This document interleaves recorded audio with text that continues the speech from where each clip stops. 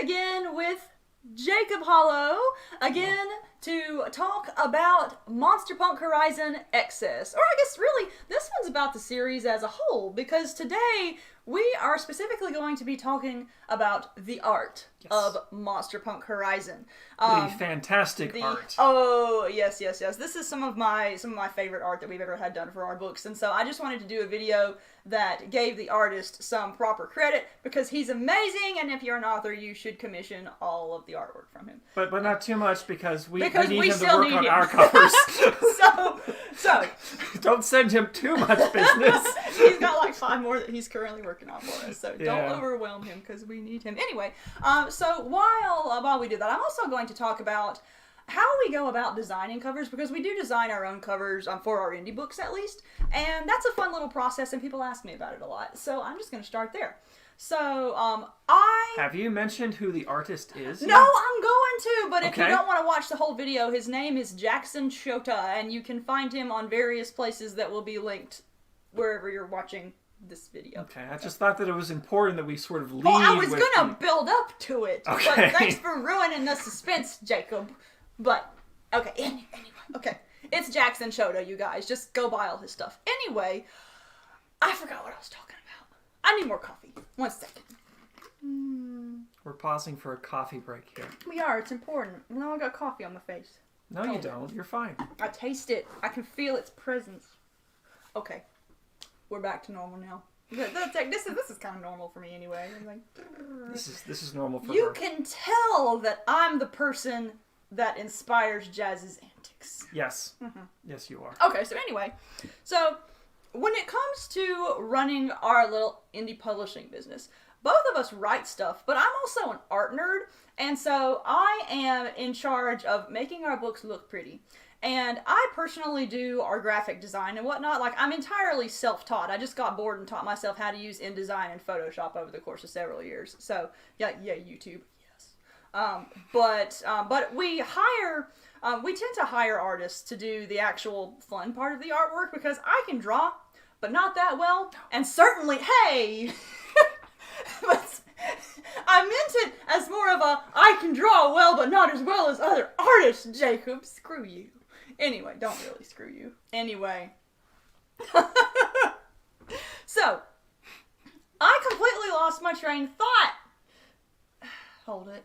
We were talking about art. Okay. We were talking about commissioning art. And we were, okay. We were talking about how awesome the art is. I was gonna say that I'm a good artist, just not as good as all these other artists, and also I was need time to agreeing write. with you. Okay. Anyway, so for all of our covers, basically what I do is I go hang out on DeviantArt or ArtStation and things like that, and I just find artists that I like. But one thing that sets Monster Punk Horizon apart from other series that we've written is that from a marketing perspective, this is the first series where I've actually sort of known what I was doing, and because the previous books were like, you know what, let's just throw these books out there and see what happens. And after that, we just kind of discovered, oh hey, there's a whole indie publishing industry with advice and conventions and whatnot. And one of those sort of tenets is that each genre kind of has its own visual cover language. And readers specifically look for books, readers who are looking for a specific genre specifically look for certain cover styles. It's why thriller books all have that really big blocky font with dramatic silhouettes. It's why, like, women's romance always has the really nice chesty meaty men on it. It's why, and with Lit RPG and Game Lit, they all have these really, really gorgeous, lavishly illustrated adventure covers. And so what I did to figure out what kind of cover I wanted was basically went to the bestseller lists that Lit RPG and Game Lit sort of hang out on, and looked at all the covers, and sort of, I tried to figure out which ones caught my eye the most. And one series that my eyeball, like every single time I got on the page, my eyeballs kept getting drawn to the Sky Realms Online covers. The series, I think, let me look at my notes here. I've got it on my inspiration board, by Troy Osgood. And I really, really love all the covers for that series. And so I was like, you know what, I'm just going to figure out what artists did those covers and hire them. And so I did some research online, figured out that it was Jackson Tjota, and then emailed him and was like, hey, covers. And then basically just sent him he agreed and I sent him and he the was like, information. sure, Yeah. commission price. Yeah. And so yeah. And I mean, for my author friends, he is spectacular to work with. And so yeah, hire him again. But what I did for these covers, like, the thing that really amazes me about the Monster Punk Horizon covers is absolutely how well he nailed the characters. Because the thing is, I sent him, whenever I send artists information, I will send them, I send them the details, like a small list of details that are important, and then I send them, like the paragraphs from the book where the characters are introduced and stuff. So it's like the most bare bones essential information. And then I think I literally sent him like our Monster Hunter Guild cards too, and basically went like, they look like this, but different enough to not be copyright infringement. Yep. And so I ended up not giving him like a whole ton of information, and he ended up creating such wonderfully detailed covers that, I mean, you would think that I had given him like the whole book, and he had read the whole book and captured the entire spirit of the entire book in those pictures. They're just so good. And I think throughout this video I'm going to disperse or intersperse the raw art so you can see it, but I'll also hold it up here. And so this is the first, I don't know where my camera is, this is the first one that he did. And one thing that people always comment on is the expressions and how well he depicts the expressions. And I love Pix's face in that I one. do too. Actually, I love both of their faces. I do too. And it's just, it's so, like, I've started describing my writing style, or not my writing style, but the content of my books as being about lovable idiots and the people who roll their eyes at them. Because that's, I mean, even though The Wizard's Way and Monster Punk Horizon are very different, there's kind of, there's that unifying theme.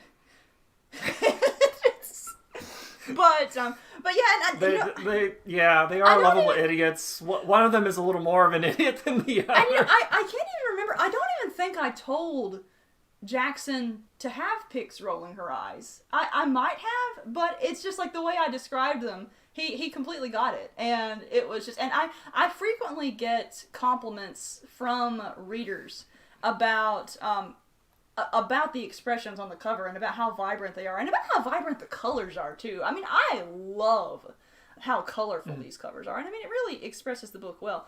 But I also like how book 3 has a different vibe because both the characters get to have serious faces, and I thought action pose. Yeah, and I think it's kind of a nice way to set book 3 apart from the other two as well, because it is a more, I wouldn't say serious book, but it's more focused, I think. Yeah, and so naturally they're very focused on the cover.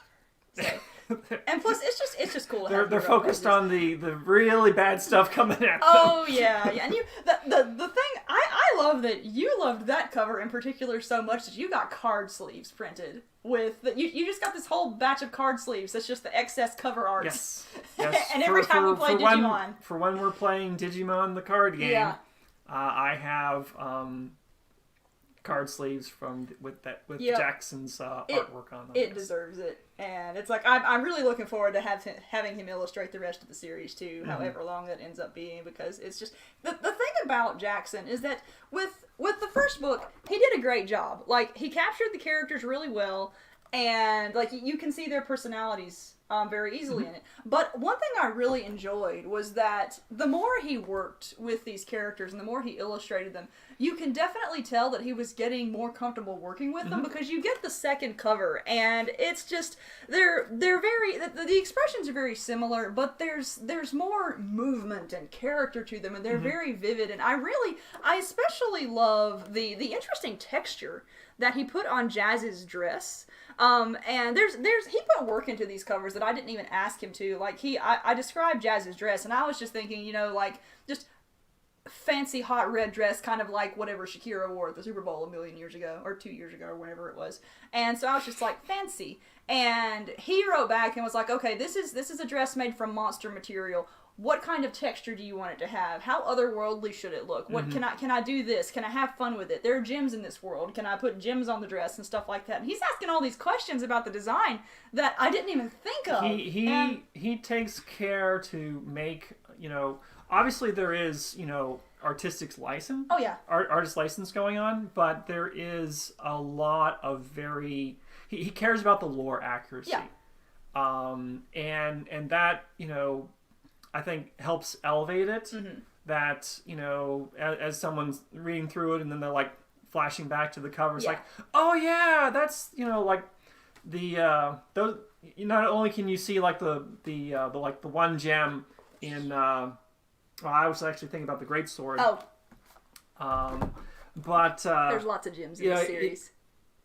He had actually asked you about the color of the smaller gems that are also in Jazz's Great Sword. And then I just made up some stuff, like just that actually that is actually part of the lore now, just because the illustrator asked me for. Well, I wanted to give him an answer, but I also wanted my answer to hold through other books, and so there's a bunch of there's a bunch of detail about Jazz's Greatsword that actually doesn't appear in the books as of yet, but is now part of the canon in my head for me to draw on in future books. Well, it's also the thing where if someone typically a reader asks you something about the world, you don't want to answer, well, I don't know. Yeah, I haven't thought of that yet.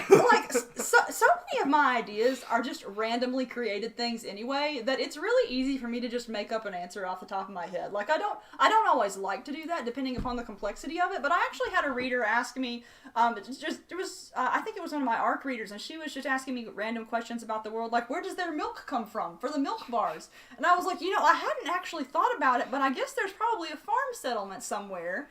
And it's got to be in this particular location because otherwise things would get eaten. And oh my gosh, now I want to write a farming book. So maybe there's going to be a farming book in Monster Punk Horizon's future. You've got a list about. I've got right now story concepts. I've got about 8. I want to say 18 or so story concepts, and some of them are just random silly ideas that are probably more worthy of short stories and finished novels. But I recently came up with my concept. He's going to write another one, so I don't have to write it for the next contribution that we make together. Yes. And I had asked you for permission. Can I do this with your characters? And he's like, oh yeah, definitely. I'm like, okay. It's fun to have another brain working in this world because his works differently from mine. And it's a lot less chaotic. And that allows different kinds of stories to be explored. And I really like the kind of variety that brings to the setting. Let's see. I had another thing I wanted to say. And, a fun little Easter egg, and I'm not even sure you know about this one. So, one thing that Jackson does in his art, and he asked my permission to do this. It's just a tradition that he does with his own stuff. But he has a little frog that he will put. Oh, you know about the frog? Okay. I know. I can't remember, Jacob. I have the memory of a dead goldfish, so. a dead Remember, we were like goldfish. struggling trying to find the frog in the third cover. Yes.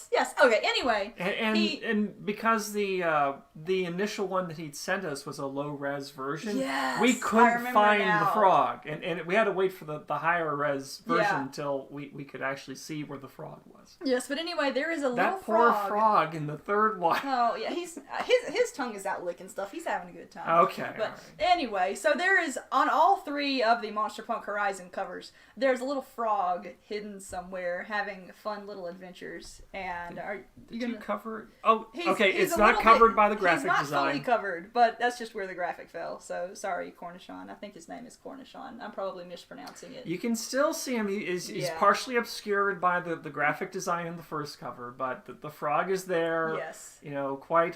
Quite clearly in the other 2 covers. But that's a fun thing to look for when you have read all the books and are bored and are waiting for me to write the next ones. Well, here's a question for you. Is this frog going to make an appearance? I'm kind of tempted in the books. Like I kind of want to put him in, but I've got to come up with a story that's awesome enough for him, and that's the challenge. I mean, because I write some pretty awesome stories, if I do say so myself. But He might just appear in the background somewhere. There's plenty of room for random background characters.